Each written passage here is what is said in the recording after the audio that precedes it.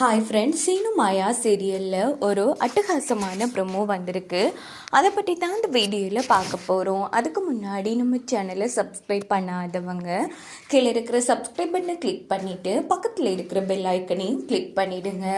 இங்கே பார்த்தோம்னா எல்லாரும் அவங்கவங்க ஆசையை ரகுராம் கிட்டே சொல்லிட்டு இருக்கும்போது ஜானகி எல்லாரும் ஆசையும் கேட்டுட்டீங்க. ஆனால் நம்ம பொண்ணு தனாவோட ஆசையை மட்டும் கேட்கவே இல்லைங்க. ஆமாம், தன ஆசையை கேட்கலையா அப்படின்னு போதும் நம்ம வீட்டுக்கு வந்திருக்கிற விருந்தாளிகளுக்கெல்லாம் சொத்தை கொடுக்க முடியாது. இருந்தாலும் நாம விருந்தாளிகளுக்கு கொடுக்கலாம்ங்கிற மாதிரி சொன்னதும் உடனே நம்ம தனா நீங்க ஏத்துக்கிறது தான் என்னோட எதிர்பார்ப்பு, பெரிய வேண்டுதலுமா இருக்குது. இந்த சொத்து எதுவுமே வேணாம். நீங்கள் உங்கள் குடும்பம் சார்ந்தவர்களுக்கு ஏற்ற மாதிரி தானே பிரிக்க போகிறீங்க. அதனால் அப்படியே கொடுத்துக்கோங்க. எங்களுக்கு உங்ககிட்ட இருந்து வேண்டப்பட்டதெல்லாம் நீங்கள் எங்களை ஏற்றுக்கணுங்கிறது மட்டும்தான். எப்போ நீங்கள் எங்களை ஏற்றுக்கிட்டு அந்த சொத்தை கொடுக்குறீங்களோ அப்போ வாங்கிக்கிறோம். ஆனால் விருந்தாளியாக எங்களுக்கு ஒரு பைசா கூட வேணாம் அப்படின்னதும் சரி, அது அவங்களோட முடிவு ஜானகி, என்னோட முடிவில் எந்த மாற்றமும் கிடையாது அப்படின்னுட்டு ரகுராம் போனதும் பார்வதியும் பத்மாவும் ரொம்ப சந்தோஷப்படுறாங்க. இந்த பக்கம் பார்த்தோன்னா பத்மா பார்வதி கிட்ட சொல்லிட்டு இருக்காங்க, பாத்தியா அண்ணன் ஒரு பாதுகாப்புக்காகத்தான் தனாவை கூட்டி கொண்டு வீட்டில் வச்சிருக்காரே தவிர இன்னும் மனசார தனாவை பொண்ணா ஏற்றுக்க இல்லை. பாத்தியா, இப்போ சொத்து வேற மிச்சமாக போயிட்டு அந்த காசை நமக்கு தான் பங்கு போட்டு கொடுப்பாரு அப்படின்னும் போது ஆமாக்கா, எங்க ஒரு பங்கு அந்த தனாவுக்கு போகுதேங்கிற மாதிரி எனக்கு வருத்தமாகவே இருந்துச்சு. நல்ல வேலை, யார் பொண்ணு அவ ரகுராம் பொண்ணாச்சு, அதான் வைராக்கியமாக சொத்து வேணான்னுட்டா அப்படின்னு சொல்லி பத்மாவும் பார்வதியும் பேசிட்டு இருக்காங்க. எங்கே பார்த்தோன்னா நம்ம பத்மா தான் காமிக்கிறாங்க.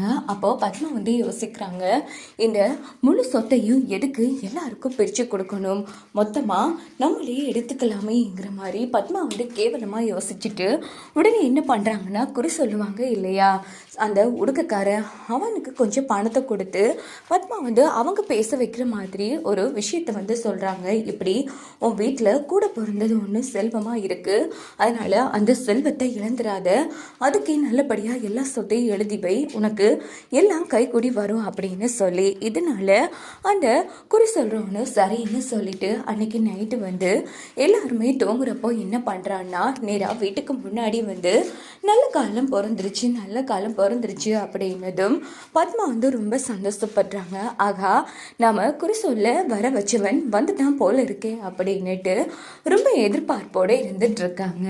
இந்த பக்கம் பார்த்தோன்னா ஜானகியும் ரகுராமும் எழுந்திருக்கிறாங்க. உடனே அந்த குறி சொல்றவன், இங்க பாரு, உன் வீட்டில் உன் கூட பிறந்த ஒரு பொக்கிஷம் இருக்கு, இப்போ நீ உனக்கு கிடைச்ச சொத்தை பங்கா பிரிக்க போற, ஆனா உன் கூடவே இருக்கிற அந்த சொத்தை மட்டும் இழந்துடாத, உன் கூட பிறந்த சகோதரன் தான், அதுக்கே முழு சொத்தையும் எழுதி வைங்கிற மாதிரி சொல்லலான்னு எடுக்கும்போதும் அந்த இடத்துல பேச்சு மாற ஆரம்பிக்குது. யாருன்னா அந்த குறி சொல்ல வந்தவனை ஓட விட்டுட்டு குறி சொன்ன மாதிரி வேடம் போட்டு நம்ம மணி தான் வந்திருக்காங்க. இங்க பாரு, நீ ஒரு நல்ல முடிவு தான் எடுத்திருக்க, உன்னையும் உன் பொண்டாட்டியை மட்டும் கவனிக்காம உன்னை சுற்றி இருக்கிற எல்லாரும் நல்லா இருக்கணும்னு நினைக்கிற இந்த பெரிய மனசு உன்னை எங்கேயோ கொண்டு போகும். நல்ல காலம் பிறந்துருச்சு, உன் வீட்டில் நல்ல காலம் பிறந்துருச்சு, நீ எடுத்த முடிவில் எந்த மாற்றத்தையும் கொண்டு வந்துடாத, அதனால அவங்க தேவைக்கு ஏற்ற மாதிரி அந்த பணத்தை நல்லபடியாக பிரித்து கொடு, உன் குடும்பத்தில் எந்த பிரச்சனையும் வராது அப்படின்னுட்டு உடனே குறி சொல்கிற மாதிரி கிளம்புறாங்க மணி. இதை கேட்ட பத்மா செம்ம டென்ஷன் ஆகிட்டு, என்ன இவன் நாம் ஏதோ சொல்ல சொன்னா இவன் பாட்டுக்கு என்னத்தையும் சொல்லிட்டு போகிறான் அப்படின்னுட்டு கரெக்டாக ஓடி வராங்க பத்மா. ஏய், நான் உன்கிட்ட என்ன சொல்ல சொன்னேன், நீ பாட்டுக்கு என்ன கத்திட்டு போற அப்படின்னும் போது உடனே மணி திரும்புறாங்க. மணியை பார்த்த பத்மா நடுங்கி போய் நின்றுட்டுருக்காங்க. எங்க நீங்களா அப்படின்னும் போது உள்ளவாடி அப்படின்னு சொல்லிட்டு பத்மாவை கூட்டிகிட்டு போகிறாங்க. சி, நீ இப்படி பண்ணுவேன்னு கொஞ்சம் கூட எதிர்பார்க்கல பத்மா, நீ தெரிஞ்சிட்ட, நல்லவ மாறிட்டேன்னு நினச்சிட்டு இருந்தேன், ஆனால் நீ என்னன்னா இவ்வளோ கேவலமாக இறங்கி குறி சொல்கிறவனை கூட்டிகிட்டு இப்படி கேவலமாக சொல்ல வச்சிருக்கியே அப்படின்னும் போது எங்க கொஞ்சம் பார்த்து பேசுங்க அப்படின்னும் போது சீனு மாயா வந்துடுறாங்க. என்ன அவங்களுக்கு எப்படி தெரியும்னு பார்க்குறியா? இங்கே பாரு, குறி சொன்னவன் பேச்ச ஆரம்பிக்கும் போதே எங்களுக்கு சந்தேகம் வந்துருச்சு. அதான் என் மருமக உஷாராயிட்டா, இல்லைன்னா என்ன ஆகி இருக்கும் பாவம். மச்சாண்ட மனசும் குழம்பி போயிருக்கும். எதுக்காக பத்மா ஏன் இவ்வளோ கேவலமாக அவனை சொல்ல சொன்னேன் அப்படின்னு போது, ஏமா அப்படின்னா நீங்கள் போட்டுறது எல்லாம் நாடகமாமா? அப்போ நீங்கள் இன்னும் திருந்தவே இல்லையா? உங்களை என்னவோன்னு நினச்சேம்மா. மாயாவா அப்போ மருமகளாக எட்டுக்கலையா? எதுக்காகமா நகையெல்லாம் கொடுத்து மாயா உங்கள் பொண்ணு மாதிரின்னுலாம் சொன்னீங்க? அப்போது அது பொய்யாம்மா சொல்லுங்க அப்படின்னு போது பத்மாவால் எதுவுமே பேச முடியல. அத்தை, ஒரு விஷயம் மட்டும் நல்லா புரியுதுத்த. நீங்கள் மனசால் திருந்தி மாறி என்னை மருமகளாகவும் ஏற்றுக்கிட்டு இருந்திருக்க இன்னைக்கு இந்த குறி சொல்கிறவங்கிட்ட எப்படி சொல்ல வச்சுருக்க மாட்டீங்க? அப்படின்னா நீங்கள் போட்டது நாடகம் தானே அப்படின்னும் போது பத்மா அமைதியாகவே இருந்துகிட்ருக்காங்க. ஏண்டி அவங்க தான் கேட்காங்கல்ல, சொல்லுடி. அப்போது நீ இப்போ போட்டு வாரது எல்லாம் நாடகமா சொல்லுங்கிற மாதிரி கேட்டதும், இல்லைங்க அது வந்துங்கிற மாதிரி தயங்கும் போதும், மாமா இதில் இருந்தே புரியலையா? அத்தை இன்னும் மாறல மாமா, மாறின மாதிரி நடித்து நம்மளை ஏமாற்றி இருந்திருக்காங்க. ஆனால் சத்தியமாக சொல்கிறேன், இவங்க இப்படி பண்ணுவாங்கன்னு நான் கொஞ்சம் கூட எதிர்பார்க்கவே இல்லை அப்படின்னும் போது, ஆமாம் மாயா, நானும் நம்ம பொண்டாட்டி மாறிட்டான்னு எவ்வளோ சந்தோஷப்பட்டு தெரியுமா? ஆனால் இவ உள்ளுக்குள்ள ஒன்றும் வெளியில் ஒன்றா இருப்பான்னு எதிர்பார்க்கவே இல்லை பத்மா. தயவு பண்ணி இனியும் மூஞ்சிலையும் முழிக்காத. ஆரம்பத்தில் இருந்த மாதிரி நீ பில்லி பத்மாவாகவே இருந்துக்கலாம். ஆனால் இப்படி துரோகம் பண்ணி முதுகுல குத்தணுன்னு கட்டின புருஷனுக்கிட்ட கூட நடிச்சிருக்க பாரு. ஆனால் உன்னை நான் இந்த காலத்துக்கு மன்னிக்கவே மாட்டேன் அப்படின்னுட்டு மணி அங்கேருந்து போனதும் உடனே பத்மா, ஏங்க நான் முதல்ல சொல்ல வரதை கேளுங்க அப்படின்னு கெஞ்சுறாங்க. இங்கே பார்த்தோன்னா நம்ம மாயா அத்தை, உங்களை நான் என்னவோ நினச்சேன்.